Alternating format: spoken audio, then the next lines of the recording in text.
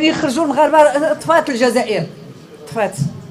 علاش؟ لانه الهواري بومدين سقط في واحد الخطا كبير، ماشي جرى على المغاربه ودار المسيره الكحله مقابل المسيره الخضراء هذا، لانه كان خايف، لانه عارف فرنسا هي اللي قطعت الحدود، وعارف بانه راه عنده اتفاقات مع المغرب، خصو يرجع لينا المناطق. هو دابا مازال نقزوا على العرجه وعلى هذا، ماشي مناطق مغربيه، مناطق مغربيه وساكن فيها مغاربه.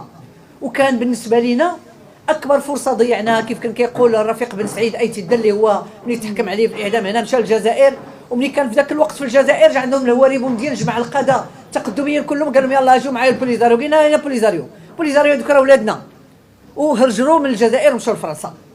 ما كاينش هادشي، راه ما تلعبوش حنايا مع الوحده الترابيه ديالنا.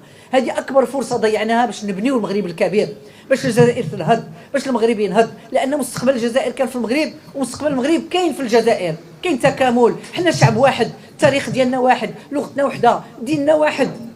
واليوم هادو كيشجعوا الجمهوريه الريفيه، الاخرين الجمهوريه القبائليه. هادشي ما خدامش، يعني اننا سقطنا كاملين برجلينا بجوج. فاش؟ وخصوصا النظام الجزائري في هذيك يعني التفرقه، باش يمكن لهم نخليو المشروع الامبريالي الصهيوني يدخل لينا.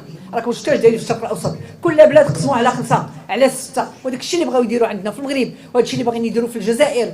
الجزائريين واش ما فاهمينش، باغيين غير الهيمنه. واش الهيمنه؟ تهيمن بالاميه، تهيمن بلا خدمه، تهيمن وتبيع الغاز ديالك لاسرائيل.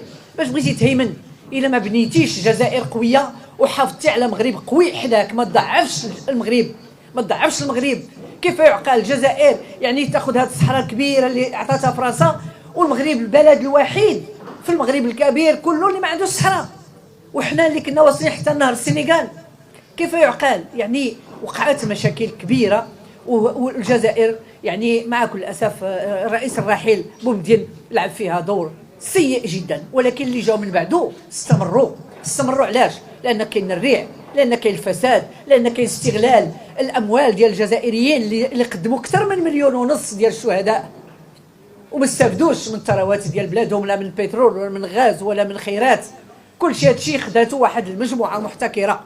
ولهذا يعني الخلاص ديالنا كاملين في البناء الديمقراطي، بناء دول الحق والقانون. اما الحق ديال المهاجرين، انا بالفعل انسان يعيش غير في شي مدينه واخا غير شهر كتبقى فيه وتبقى في قلبه، فما بالك عايش وسط خوتو